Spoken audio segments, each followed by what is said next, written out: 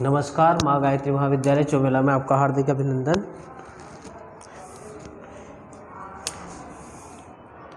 कल हमने रस खान के महत्वपूर्ण पद्यों के बारे में अध्ययन किया था।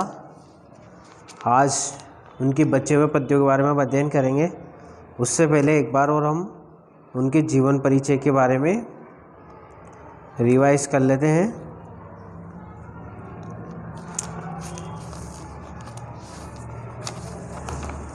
कल हमने पढ़ा था कि हिंदी साहित्य के कृष्ण भक्ति शाखा तथा रीतिकालीन कवियों में रस खान का एक महत्वपूर्ण स्थान है। रस खान को रस खान भी कहा जाता है और इनका पूरा नाम सैयद इब्राहिम रस खान था। इनका जन्म 1548 में ईस्वी में हुआ, हरदोई जिले के पिहानी ग्राम में हुआ, जो दिल्ली के, और कुछ विद्वान इनका जन्म दिल्ली में भी बताते हैं। इनके पिता जागीरदार थे और इनके पिता का नाम अभी तक भी किसी विद्वान या साहित्यकारों को पता नहीं है, वो भी अज्ञात माने गए हैं।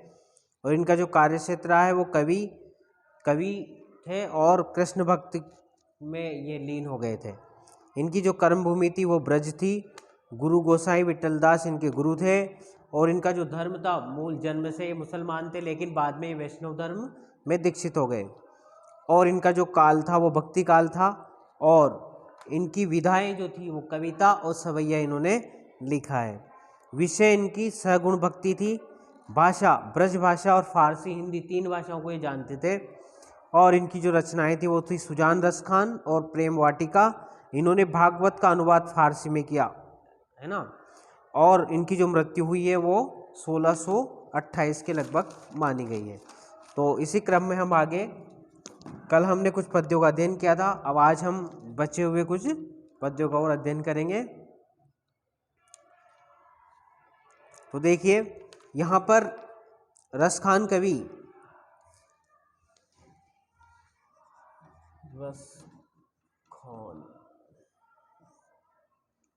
रस खान कवि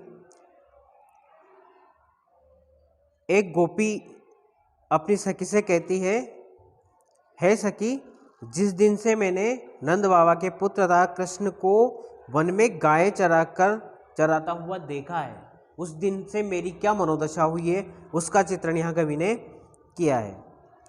जा दिन ते वह नंद को छोरा, या बन धेनु चराए गयो है, मोहनी ताननी गोधन गावत दे बेन बजाई रिजाई गयो है।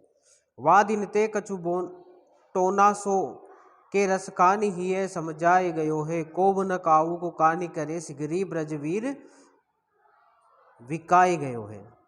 तो एक गोपी अपनी सखी से कहती है, सखी, जिस दिन से मैंने नंद बाबा के पुत्र अर्थात श्री कृष्ण को देखा है, वन में गाय चराकर गया है, मधुर तानों के साथ बंसी बजाकर तथा गोचारण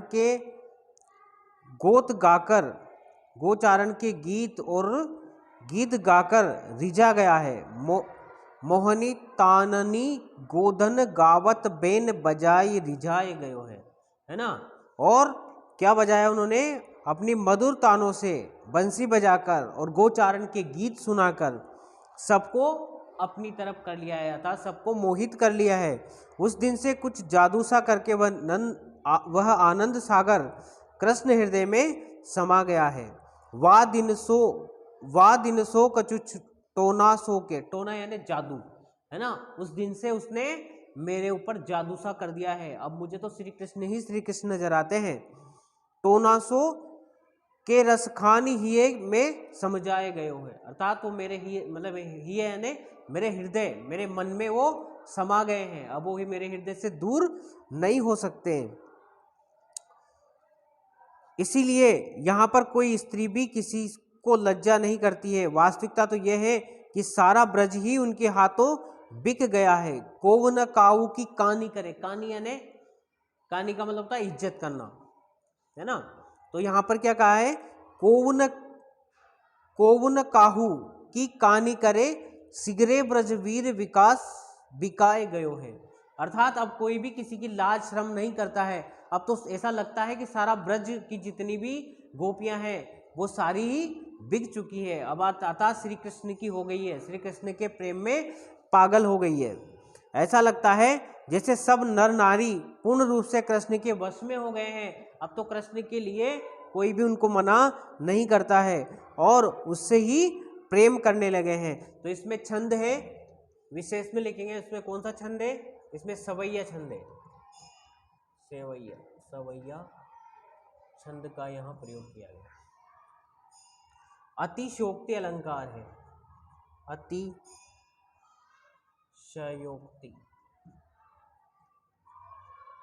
अतिशयोक्ति अलंकार का मतलब होता है जहां पर लेखक किसी भी विषय वस्तु का इतना बड़ा चढ़ाकर वर्णन करता है कि वह संसार की मर्यादाओं को लांघ जाता है, तो वहां पर अतिशयोक्ति अलंकार होता है।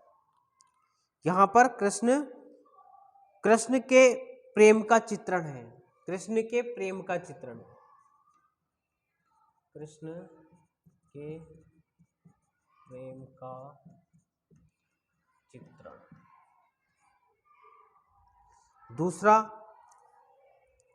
अगला पद देखिए, अगले पद में कवि रस खान इसमें श्री कृष्ण के रूप सौंदर्य के प्रभाव को की व्यंजना कर रहे हैं, श्री कृष्ण के रूप सौंदर्य का वर्णन करते हैं और कहते हैं अब ही खरिक गई गाय के दुहावे को, बावरी है आए डारी दोहनी योग पानी की, कऊ कहे छरी कोऊ भोन परि डरी, कोऊ कहे मेरी गति हरी अखियान की, सास व्रत ठाने नंद बोलत सयाने थाई, दोरे दोरे जाने मानो खोरी देवताई की, सकी सब हंसी मुरझानी पहचानी कहूँ, देख मुस्कानी वा अहिर रसखानी की।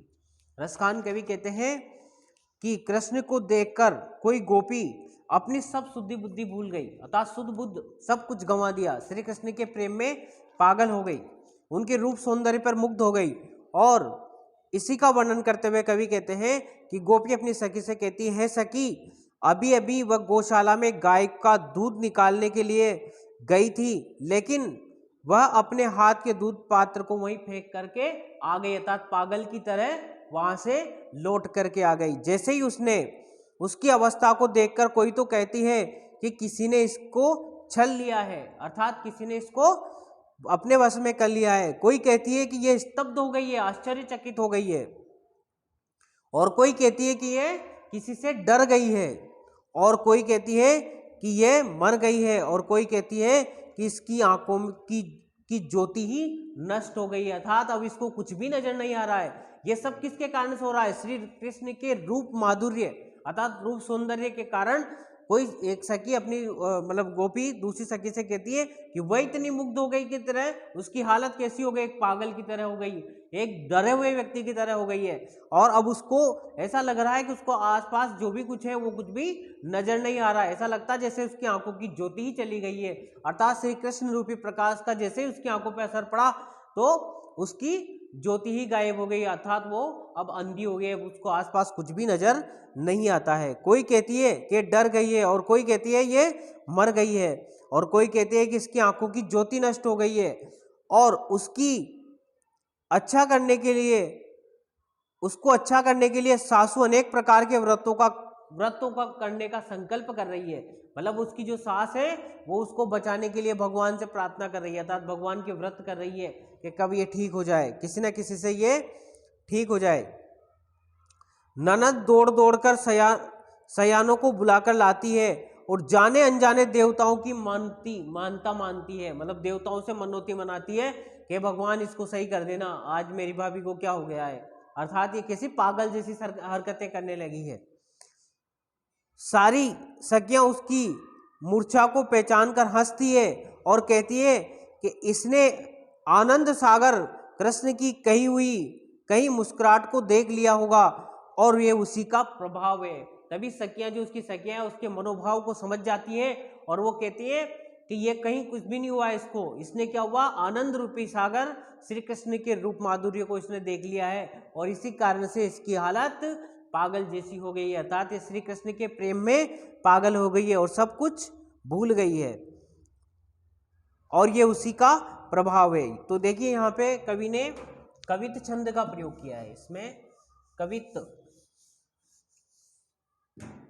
कौन सा छंद है इसमें? इसमें कवित छंद है, कवित।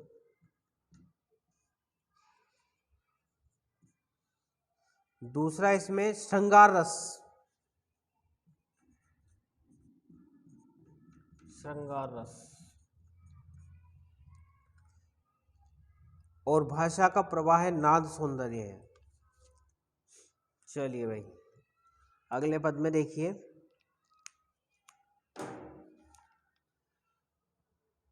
प्रस्तुत पद में रसखान कवि एक गोपी दूसरी गोपी से श्री कृष्ण के दर्शनों का प्रभाव स्पष्ट करती हुई क्या कहती है? कहती है, ब्याही अनब्याही ब्रजमाही सब चाही तासो, दूनी सकुचाही दीटी परे न जूनियाही, नेकु मुस्कानी रसकानी को बिलोकी ही, चेरी होती एक बार कुंजी दिखैया की, मेरी कहियो मानी अंत मेरो गुणमान हैरी, प्रात खात जात न सकात मोह मैया की, भाई की अटक जलो सासु की हटक तोलो, देखी ना लटक मेरे दुल्हन कन्हैया की। तो देखिए कोई गोपी अपनी सखी से कहती है, हे सखी, ब्रज के अंदर जितनी भी विवाहित नारियां हैं और जितनी भी अविवाहित युवतियां हैं, मतलब ब्याही अनब्याही, ब्याही यानी जिसका विवाह हो गया है, अनब्याही यानी जिसका विवाह नहीं हुआ है, ब्रज माही सब चाही तासो, अर्थात ब्रज के अंदर रहने वाली सारी स्त्रियां किसको चाहती है? भगवान श्री कृष्ण को ही चाहती है। अविवाहित युवतियां सब कृष्ण को चाहती है, उससे ही प्रेम करती है। वैसे वे इतनी लज्जाशील है कि चांदनी की दृष्टि भी उन पर पड़ जाए, इसलिए दूने संकोच के साथ अपने घर से बाहर निकलती है। दूनी सकुचाही दीटी पर परे न जूनैया की, अर्थात ऐसा लगता है वो चांदनी रात का भी कहीं उनके ऊपर, अर्थात चांदनी का भी उनके ऊपर कहीं प्रकाश ना पड़ जाए, उसी शर्म के द्वारा बड़ी डर डर के वो घर से बाहर निकलती है। इसीलिए दूने संकोच के साथ अपने घर से बाहर आती हैं, किंतु उस तथा कुंज दिखाने वाले कृष्ण की तनिक सी मुस्कान को भी देखकर वह तुरंत उसकी दासी बन जाती हैं। मतलब इस तरह की स्त्रियां थी ब्रज के अंदर रहने वाली कि किसी की भी छाया उनके ऊपर, अर्थात किसी की भी नजर उनके ऊपर नहीं पड़ती थी, लेकिन आज जैसे ही श्री कृष्ण ने उनको देखा तो वो सब श्री कृष्ण की दीवानी हो गई, है ना। दूनी सकुचाई दीटी परी न जुनैया की, नेकु मुस्कानी रसखानी को बिलोकती ही, अर्थात रसखान कवि कहते हैं कि श्री कृष्ण की रूप माधुर्य को देख करके, उनकी मुस्कुराहट को देख करके तुरंत वे सभी उसकी दासियां बन गई हैं। हे सखी, तुम मेरा कहना मानो और अंत में तुम मेरा एहसान स्वीकार करोगी। तुम्हें अपनी माँ की सौगंध है, तुम कहीं भी प्रातःकाल बिना खाना खाए वन में न जाना, अन्यथा वहां सारे दिन तुम्हें भूखा ही रहना पड़ेगा।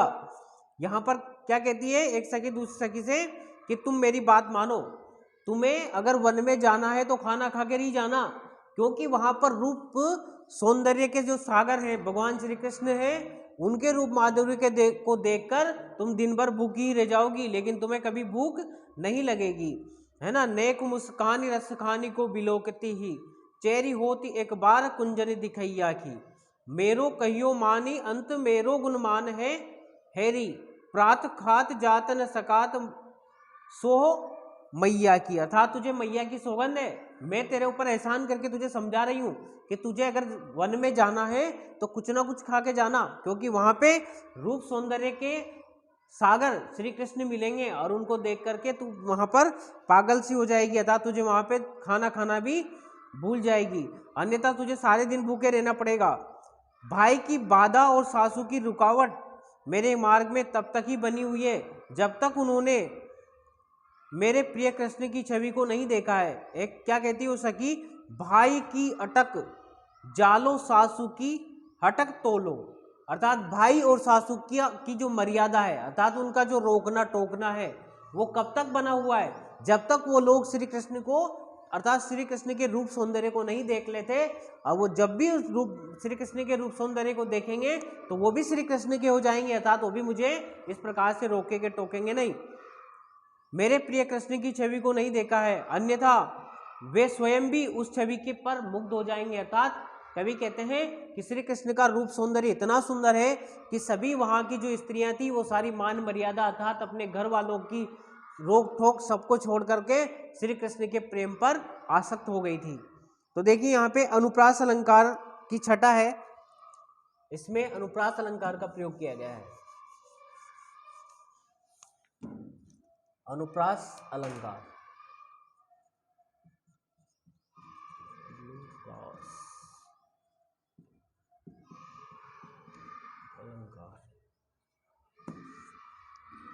और कवित छंद का यहाँ पर कवि ने सुंदर प्रयोग किया है, कवित छंद इसके अंतर्गत।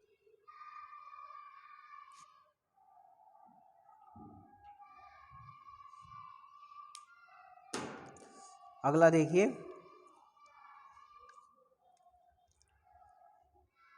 प्रस्तुत अगले पद में कवि वर्णन करते हुए कहते हैं कि एक गोपी दूसरी गोपी से श्री कृष्ण के निशंक प्रेम का परामर्श देती है, उसे समझाती है।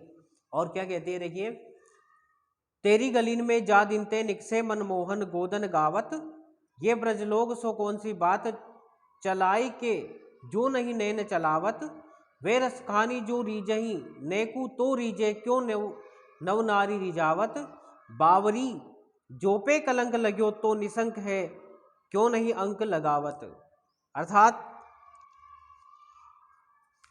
एक गोपी दूसरी गोपी से कहती है, कृष्ण प्रेम से विमुख किसी गोपी को उसकी सखी समझाती हुई कहती है, क्या समझाती है उसे, कि जिस दिन से तेरी गली में से श्री कृष्ण गोचारण का गीत गाते हुए निकलते हैं, उस दिन से न जाने ब्रज में लोगों ने कौन सी बातें चला दी है। अर्थात तेरी गली में जा दिनते निकसे मनमोहन गोदन गावत, अर्थात तेरी गली में से जिस दिन से श्री कृष्ण गाय चराने के लिए निकलते हैं और वो गायों चराते वक्त गोदन की गीत गाते हुए जब जाते हैं, तो इस ब्रज के लोग क्या क्या बातें कर रहे हैं। ये ब्रज लोग सो कौन सी बात चलाए कि जो नहीं नैन चलावत है। क्या कहते हैं, किस किस तरह तरह की बातें लोग यहाँ पर कर रहे हैं। तो श्री कृष्ण गोचारण गीत गाते हुए निकलते हैं, उस दिन से न जाने ब्रज के लोगों में कौन सी बात चला दी है कि तेरे नेत्र ही फड़कने बंद हो गए हैं।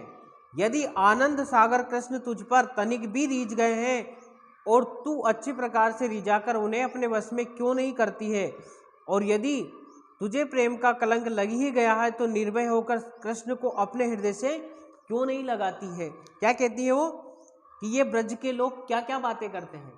ब्रज के लोग सब तुझ पर शक करने लगे हैं, ऐसा करने लगे हैं कि तुम श्री कृष्ण के प्रेम में पागल हो गई हो। वे रसखान जो रीजही नेकु तो रीजी के क्यों नव नारी रिजावत है, बावरी जो पे कलंक लग्यो तो निशंक है क्यों नहीं अंक लगावत है। मतलब क्या कहते हैं कि हे तू क्या बिल्कुल पागल हो गई है? अब लोगों ने तेरा नाम ही श्री कृष्ण के साथ जोड़ दिया है, तो अब फिर बिल्कुल संकोच निसंकोच होकर श्री कृष्ण को गले क्यों नहीं लगा लेती है, अर्थात उनको हृदय से क्यों नहीं लगा लेती है। अब कौन सी मर्यादा तेरे लिए बची हुई है। जब लोग तेरे लिए इस तरह तरह की बातें करने लगे हैं तो तुझे भी अब उसको सत्य कर ही देना चाहिए। तो देखिए यहां पर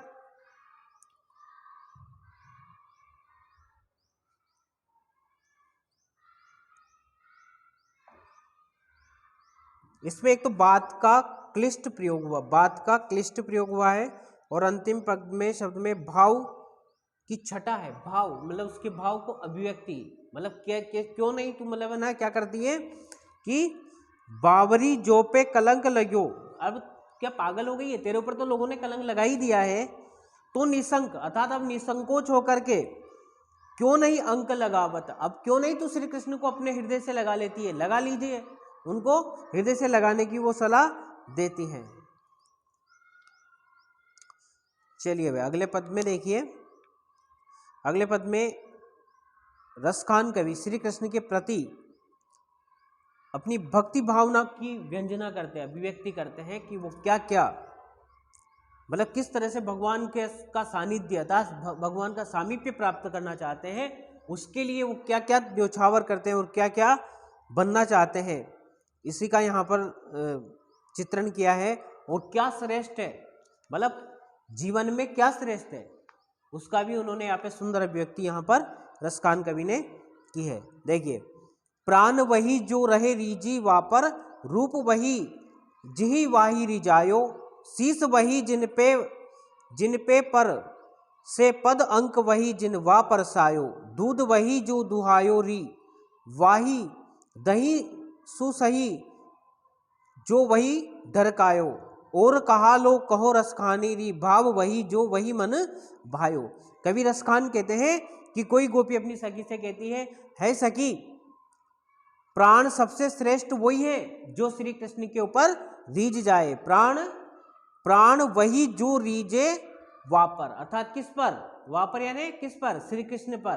प्राण सबसे श्रेष्ठ कौन से हैं? वही आत्मा सबसे श्रेष्ठ है जो भगवान श्री कृष्ण से लग जाए। और रूप वही जी वाही रिजायो, और सुंदरता भी वही सबसे श्रेष्ठ है जिसके ऊपर श्री कृष्ण प्रसन्न हो जाए, अर्थात श्री कृष्ण उससे प्रेम करने लगे, वही सबसे सुंदरता इस दुनिया में श्रेष्ठ है। शीस वही जिन पे पर से पद अंक वही जिन वा परसायो, और वो कहती है कि सिर वह है जो कृष्ण के चरणों को स्पर्श कर ले। सबसे श्रेष्ठ सिर कौन सा है? कि जो भगवान के चरणों में जाकर गिर जाए, वही सबसे श्रेष्ठ है। और हृदय वह है जिसमें श्री कृष्ण का स्पर्श पा लिया हो, अर्थात श्री कृष्ण उसके अंदर समा गए हो, वही सबसे श्रेष्ठ हृदय है। वही जिसे श्री कृष्ण का स्पर्श किया हो, और वही दूध है जो कृष्ण ने दुआ हो। दूध भी कौन सा श्रेष्ठ बताया है? जो स्वयं श्री कृष्ण से गायों से दुआ है। दूध वही जो दुहायो री वाही, अर्थात दूध वही श्रेष्ठ है जो श्री कृष्ण ने जिस दूध को दुहा हो। और दही सु सही जो वही ढरकायो, और दही भी सबसे श्रेष्ठ वही है जो जिसको श्री कृष्ण ने खाने के लिए ढोल दिया हो, ढोला हो, बिखेरा हो, वही दही सबसे बड़ा श्रेष्ठ है। वही दही जिसने बिखेरा है। रसखान कवि कहते हैं कि और कहाँ तक कहूँ, भाव भी वही है जो श्री कृष्ण को अच्छा लगता है। और कहा लो कहाँ रसखानी, रसखान कवि कहते हैं कि मैं कहाँ तक वर्णन करूं, अर्थात भाव भी वही श्रेष्ठ है जो क्या है, श्री कृष्ण के मन को भा जाए, है ना। और कहा लो कहो रसखानी री, भाव वही जो वही मन भायो, अर्थात भाव भी श्रेष्ठ वही है जो श्री कृष्ण के मन को भा जाए, अच्छा जो उनको अच्छा लग जाए, वही भाव सबसे श्रेष्ठ है। तो देखिए यहां पर कवि ने सेवैया छंद का प्रयोग किया है, सेवैया छंद का प्रयोग किया। इसमें छंद है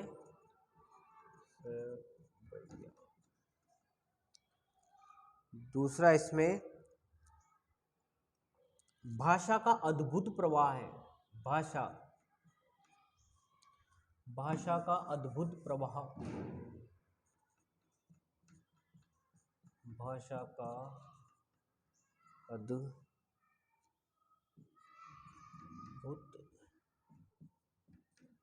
प्रवाह।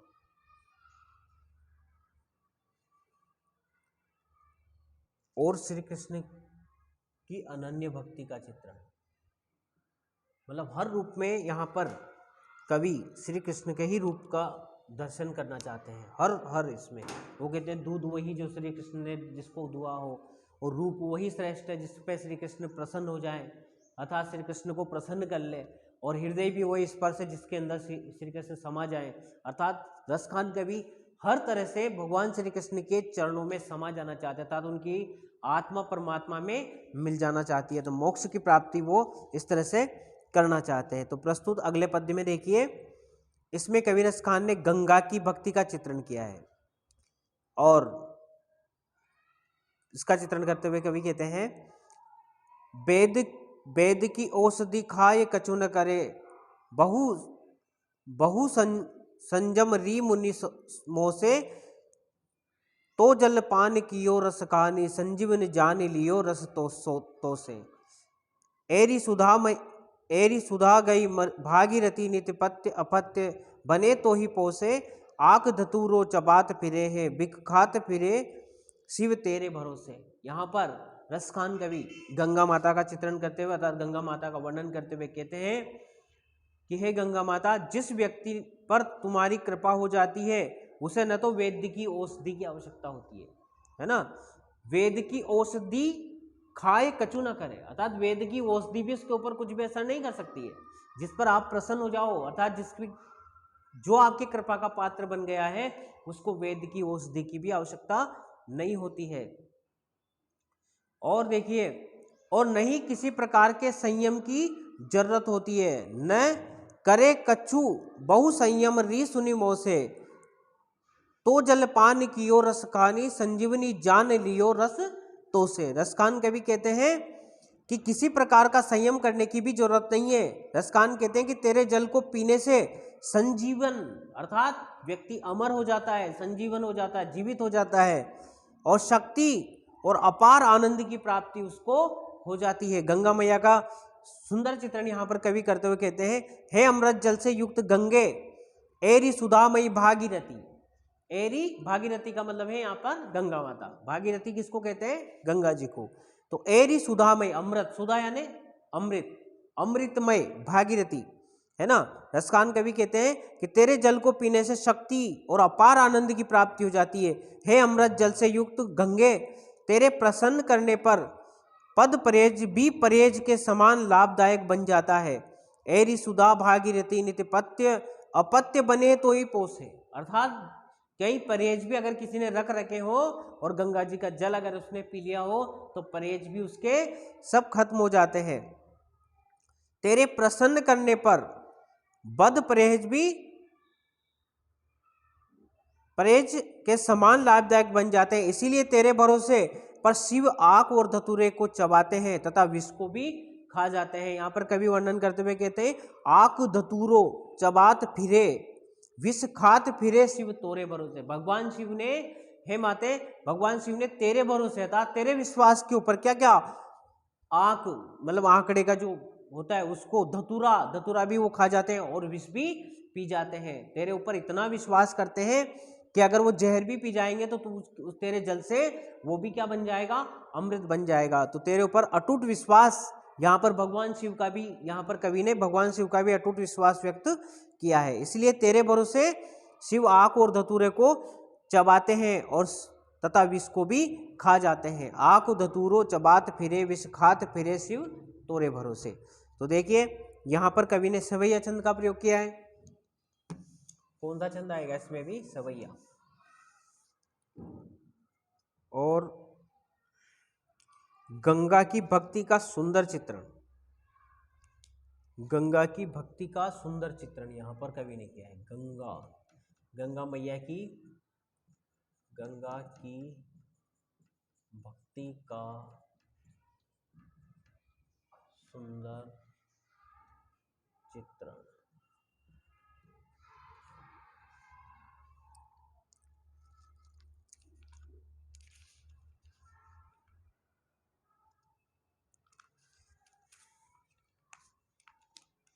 देखिए अगले पद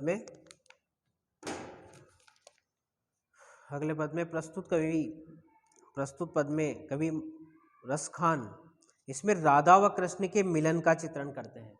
उस प्रसंग में उसका चित्रण करते हैं और बताते हैं कि सच्चा प्रेमिका दोनों में हो, सच्चा प्रेमी और प्रेमिका दोनों में होता है, अर्थात दोनों तरफ से जब प्रेम होता है तभी प्रेम पलता है। तो इसका ही चित्रण यहाँ पर कवि ने सुंदर राधा और कृष्ण के प्रेम के माध्यम से सुंदर चित्रण किया है। छूट्यो ग्रह काज लोक लाज मनमोहन के, भूल्यो मनमोहन को मुरली बजाई वो। देखो रसखानी दिन द्वेर में रसखानी बात फैली जय है, सजनी कहो लो चंद हाथन दुराई वो। कली ही कालिंदी कुल चित्यो अचानक ही दो, उनको दो और मुरी मुस्काई वो।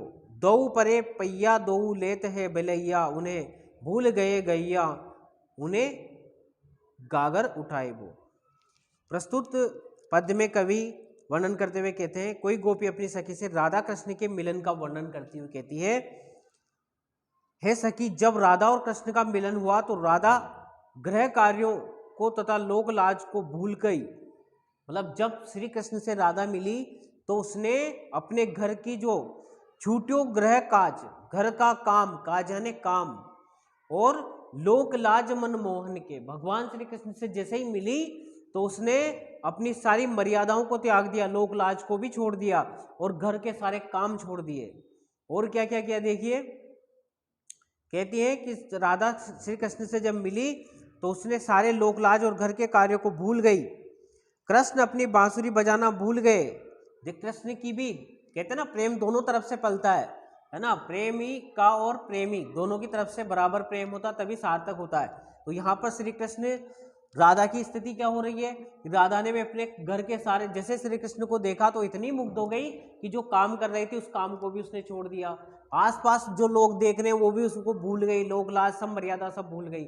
और उसी प्रकार से जैसे श्री कृष्ण ने राधा को देखा तो वो भी बांसुरी बजाना भूल गए। क्या कहते हैं, भूलियो मनमोहन को मुरली बजाए वो, जैसे ही मनमोहन यानी श्री कृष्ण ने राधा को देखा तो वो भी अपनी बांसुरी को बजाना भूल गए और राधा के रूप माधुर्य की ओर आसक्त हो गए। और देखिए क्या हुआ, कृष्ण अपनी बांसुरी बजाना भूल गए और उनके इस मिलन की बात कुछ ही समय में सब जगह फैल गई, अर्थात जिस प्रकार से आग की तरह पूरे गांव में, पूरे शहर के अंदर राधा और कृष्ण के प्रेम की चर्चाएं होने लगी। और ऐसा लगने लगा जब उनके मिलन की बात कुछ ही समय में सब जगह फैल गई, क्योंकि चंद्रमा को कहाँ तक और कब तक हाथों से छिपाया जा सकता है। कल ही यमुना के तट पर अकस्मात दोनों ने एक दूसरे को देखा और दोनों एक दूसरे की ओर मुड़कर मुस्काए, दोनों एक दूसरे के पैर पड़े और दोनों ही आपस में बलैया लेने लगे। इस प्रेम व्यापार में दोनों ही इतने तन्मय हो गए कि कृष्ण अपनी गायों को चराना भूल गए और राधा अपने जल से भरी हुई गागर को उठाना ही भूल गई, अर्थात तो वहीं पर छोड़ आई। देखो ना, देखो रसखान दिन द्वे में रसखानी बात फैल जाएगी, अर्थात जैसे ही श्री कृष्ण और राधा के प्रेम की बात चली लोगों ने पूरे शहर के अंदर कर दिए, है ना, और सभी जगह बातें करने लगे। सजनी कहाँ लो चंद हाथन दुराई बोता, चंद्रमा की चांदनी को कब तक छुपाया जा सकता है, अर्थात जो प्रेम जो है वो चुप चुप के मिलना वो कब तक उसको दबाया जा सकता है, अर्थात किसी ना किसी दिन तो वो सामने जरूर आता है। तो यहाँ पे श्री कृष्ण और राधा की भी वही स्थिति हो रही है।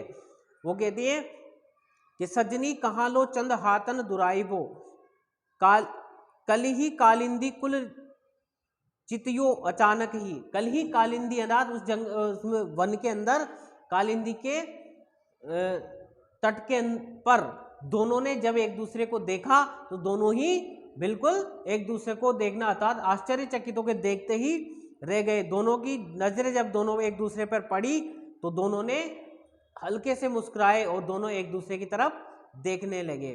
दो उनको दो और मुस्काई वो, दो परे पैया दो लेत है बलैया, दोनों ही एक दूसरे के पांव पड़ने लगे और दोनों ही आपस में बलैया लेने लग गए हैं।